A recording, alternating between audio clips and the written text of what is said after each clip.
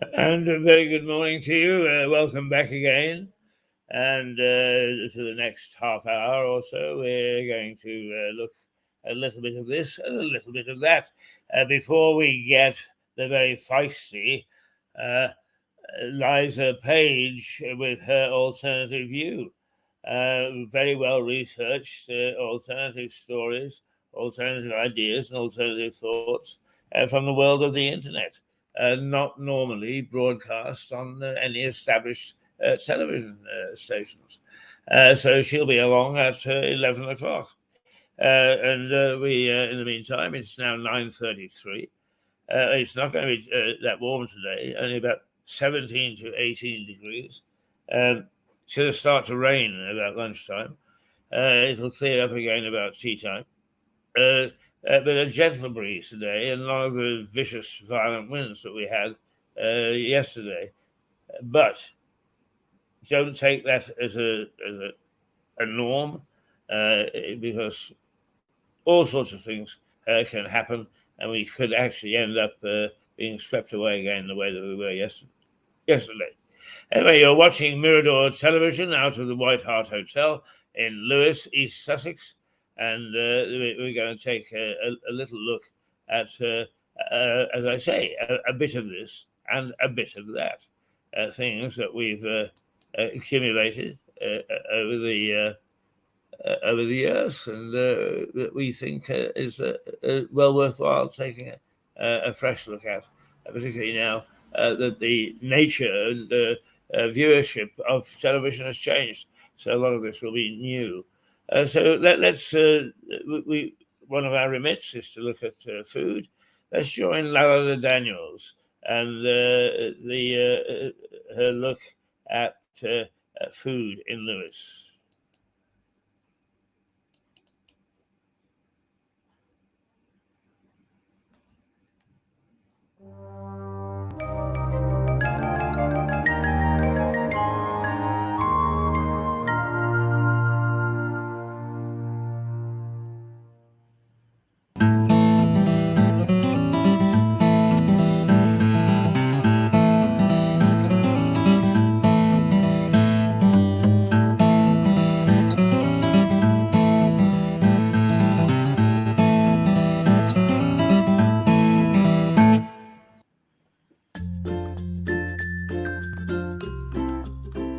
English sparkling wines are beginning to win an enviable reputation across the globe, and that reputation is turning into sales. British supermarket chain Waitrose has reported a 188% increase in sales of English sparkling wine last year, and that trend is expected to continue. The soil and climatic conditions in southern England are remarkably similar to those of the Champagne region in France. So much so that leading French champagne house Taittinger has bought land in Kent and has begun producing English sparkling wine. But the owners of English vineyards are not prepared to take second place. Ridgeview Estate Wines in Ditchling has been producing English sparkling wine since 1994. And recently, the company received the prestigious accolade of having its wine served by the Queen to Chinese Premier Xi Jinping at a state dinner. Ridgeview is a family business which has a strong sense of history when it comes to its products. The vineyard's trademark is Merit, named in honour of Englishman Christopher Merit. This wine pioneer made a presentation to the Royal Society in London in 1662, explaining the process of making sparkling wines. That was 30 years before the French began producing champagne. Last year, Ridgeview produced a bumper crop and has similar ambitions for this year. The product can be seen at a variety of produce events in the region, notably Brighton and Hove's Food and Drink Fair in May. And the winemaker plans to repeat the success of last year when it introduced its range of sparkling wines to New Yorkers. Want to check out the claims that Ridgeview makes? There are plenty of stockists within the Lewes district. As one might suspect, it's available at Harvey's, but also Larder in Ditchling, Middle Farm on the road to Eastbourne, and of course the English Wine Centre at Drusilla's Roundabout. These successes have created a rush to develop new vineyards in Sussex. Licence applications last year were up by 40%. It's not just sparkling wines that are gaining a reputation. Still wines have also been around a long time. Both are now beginning to take the French market by storm, as demonstrated by the French purchase of acreage in Kent. The key question now is if growth will mean a larger and more expansive English wine industry, or a homegrown luxury product suitable for big and glittering occasions. For the moment, only time will tell. Trevor, where's my drink? Ladder Daniels of South Downs Television at Ridgeview Vineyards, tasting a true competitor of French champagne. So next up on Food Glorious Food, a new way to sell wines in Lewes.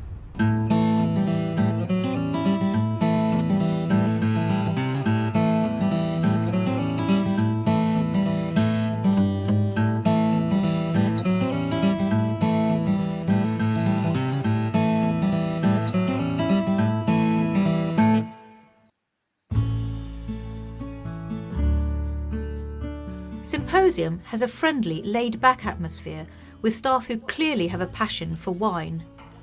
Symposium has a limited range of Sussex wines, but what they have is top drawer, and its range of quality grape types is within most budgets. Whether it's the cheese and meat platter, a single malt scotch, crunchy local bread or a glass or two of decent claret, this wine bar has found a unique way to sell its wines. And in today's world of big is better, the Symposium has found its niche.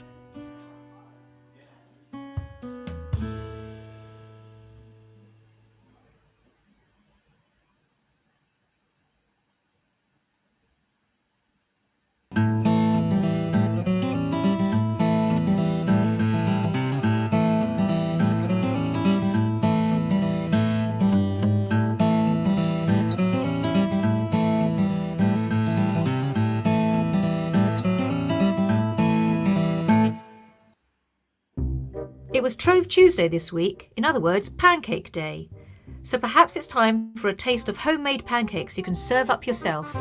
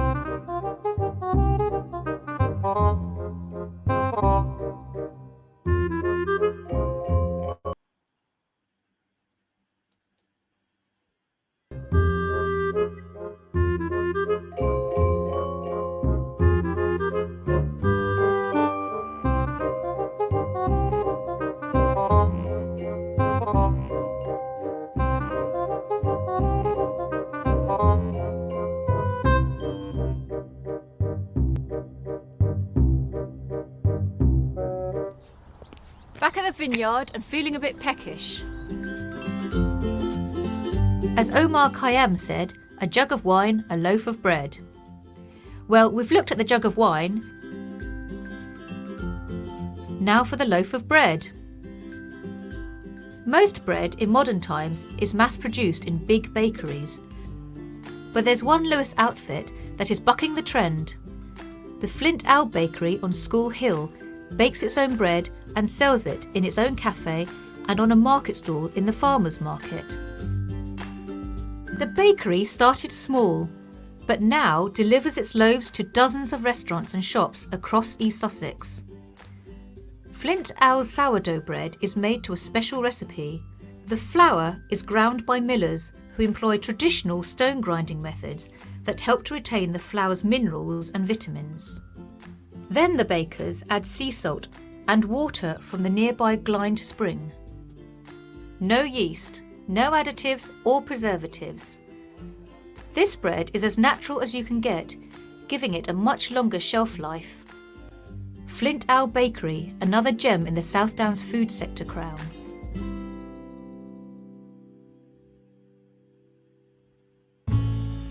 A quick run through the various food and market events that take place across the district. Each Tuesday, there's a market from 9 to 1 in Paradise Park in New Haven. Also on a Tuesday, there's a market in Lewes Town Hall from 9:30 to 1 o'clock. Tuesday to Saturday, there are multi-stall markets in New Haven. A local produce market in St Thomas's Church Hall in Cliff takes place on Friday. And of course, the major farmers' market in Lewes Precinct, the first and third Saturday each month. That kicks off at 9 in the morning and goes on to 1 in the afternoon. That's it from Food Glorious Food this week, which came from Ditchling and Ridgeview Vineyards. Lalda Daniels of South Downs Television. Chin chin.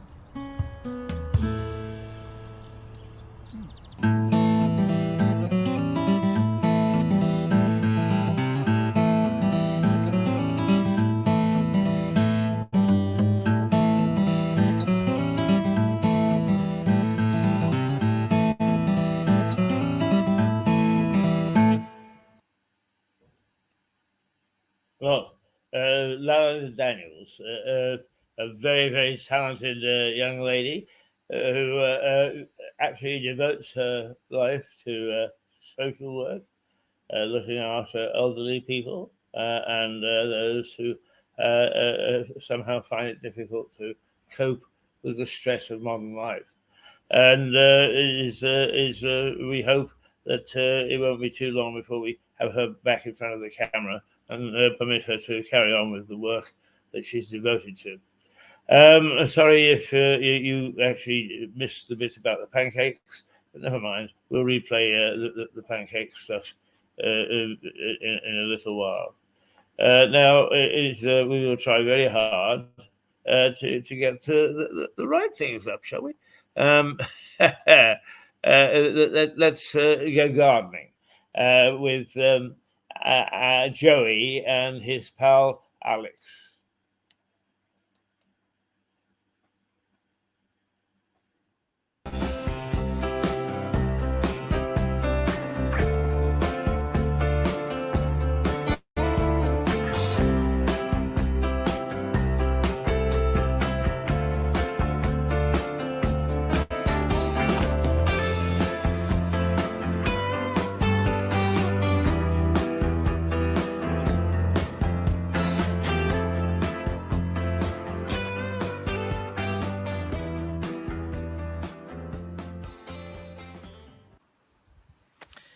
Hello, well we're back in Hailsham and it's a nice Sunday afternoon.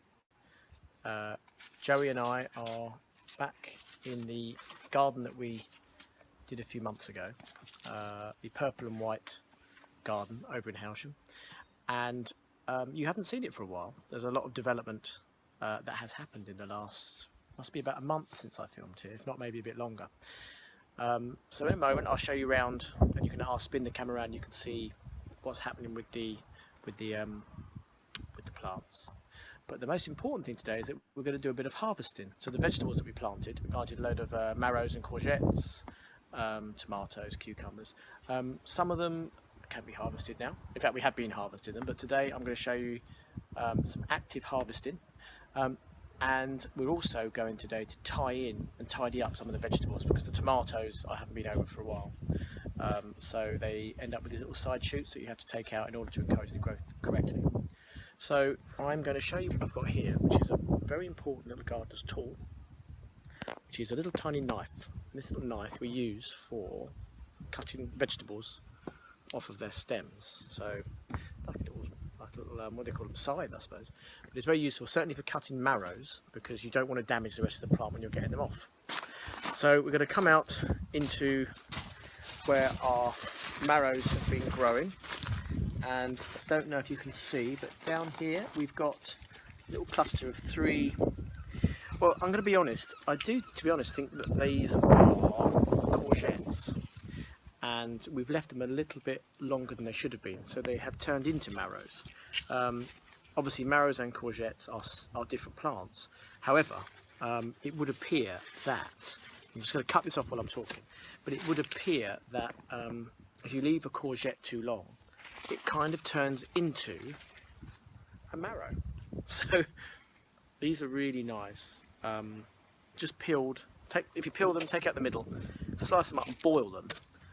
And then have them with mint sauce, like you would do with lamb. And actually I'm having these tonight with some lamb chops. We've got lamb chops, and the marrow will be lightly boiled until it goes translucent. And then the mint sauce goes over the marrow, and it just gives it an amazing flavour. The combination is quite fantastic. The other thing you can do with the marrow, which my mum has done for many years, and I must admit I haven't had for a while, but I certainly grew up on this, is stuffed marrow. So you get mincemeat, you can flavour it with whatever you want to, onions and all sorts of stuff. And you cut the ends off either end, take the middle out where all the seeds and all the rubbish is, stuff it, put the ends back on, wrap it in foil and bake it in the oven. And then you slice it and eat it a bit like a sort of a meat loaf, but you get the marrow around the edge, so and then have it with mashed potato. So that's another thing that you can do. So here we've got 2 different varieties here. So we've got this is a very light, these are light coloured, very light coloured. Well, I'm going to call them marrows, but I do believe that these are courgettes. You can see how this one's more of a courgette, and this one that we've grown out is more of a marrow. The thing is, they all taste the same though. That's the strange factor. So last weekend I took one of these home and we boiled it like you would a marrow, and it tastes exactly the same as the plants that you buy that are called marrows. So I don't really know. Maybe this is something for us all to Google and find out. Are marrows and courgettes really the same thing? But one's big and one's small. Now, also hidden in here are some dark green courgettes stroke marrows. We're not actually sure, once again, what they are. But I'm going to go down into the depths of here, and you will see that there are somewhere in here, if I can film them, you've probably just seen them, some big dark green ones. So I'm just going to cut these off as well. There we go. So here we are, dark green one. So once again, another courgette marrow. So I'm just going to get these out of here. And then, oh, here we go. There's loads more coming as well. So we've cut off all of our marrows now. There's obviously too much for us to eat, so I should be giving these away. Our peas and mange too we've been eating quite a lot of, but as you can see, they are now coming to the end of their season. There's nothing really left on here. There's a few straggly ones, but nothing worth eating. So we go into our greenhouse and see what's been happening in here. Once again, this is quite exciting because this is the first crop of cucumbers. So, as you can see, got one up there. We've got one hidden in there. I think there's another one over here somewhere. Another one over there. So, oh, and one little naughty dog. Joey, come say hello. Yeah, who's this? Here's Joey boy. He loves to be wandering around. I think he's lost his ball in here somewhere. Anyway, so what we're going to do is we're now going to cut down the cucumber. So if I just pop you there, you might actually just be able to see me in action. There we go. So we're going to cut through there like that. First one. And then cut through there. Second one. From here. Yep. Next show. Third one, which is actually proper fully fledged cucumber. We've got a lot more growing pick up again now. I've got a lot more grounds. We've got some little baby ones. So another week or two, we'll have another crop of cucumbers. We've also got down here hidden in the corner 2 chili plants, which are just starting to show signs of chilies coming. And of course, behind me, you'll see the triffids that are tomatoes. So I've got to tie these up and thin out some of the leaves, because if you take the leaves off of the bottoms, then you encourage more light to get to the tomatoes themselves, because obviously sometimes the tomatoes can sit underneath the leaves, and then of course they don't ripen off fast enough. So we'll do that. I also need to climb up on top of my greenhouse today because there's a Virginia creeper which is growing along the wall.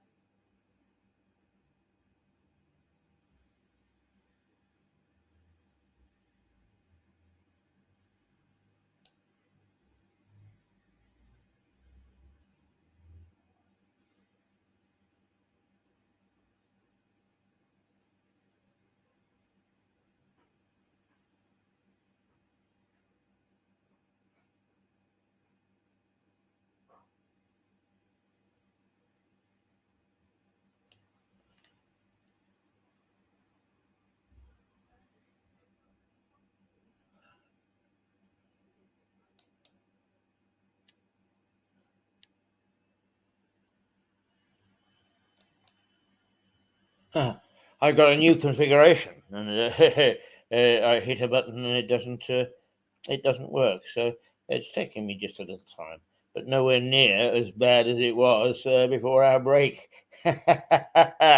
So you're watching Mirador Television, and emanating from the White Hart Hotel in Lewes. And I'm Keith Hayes, Mr. Keith, known to most people. And we are just roving through a few of our programs, and getting gently into the week. That was Joey and his pal Alex, and dealing in vegetable marrows. Rather good stuff, I think. Now, I don't think I'm going to play that because it isn't as good as it might be. But one of the things that we started to do is, of course, a small operation like this is we would love to have an army of people that we send out to every foreign country in the world. But we thought that we would try a unique way of of showing various parts of the world through the world of model railways. And here is the very first program that we made, and we made it as one would expect about local trains and what you can see between here and Hastings. So here's Mirador's version of geography travel.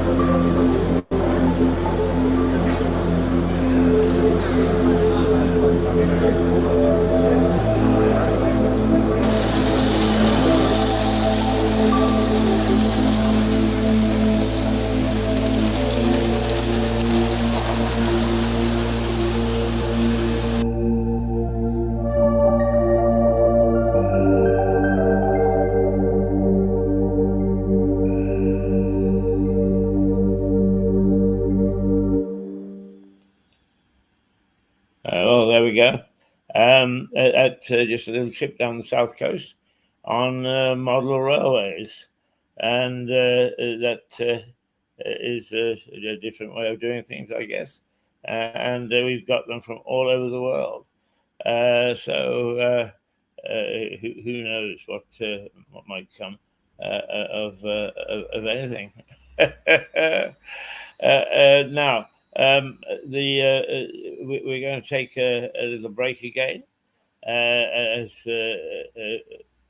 Let's see, it is now 10:04.